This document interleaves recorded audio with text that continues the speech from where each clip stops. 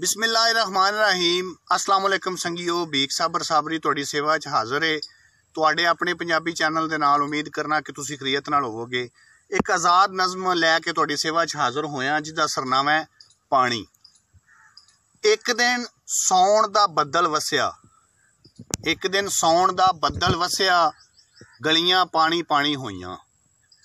एक दिन सौण दा बदल वसिया, गलियां पानी पानी होईयां। मैं ते मेरा माही अपनी कागज़ वाली बेड़ी लैके एक दूजे नाल चुंडा बन के उस पानी दे उत्ते ठिल गए। एक दिन सौण दा बदल वसिया, गलियां पानी पानी होईयां। मैं ते मेरा माही अपनी कागज़ वाली बेड़ी लैके एक दूजे नाल चुंडा बन के उस पानी दे उत्ते ठिल गए।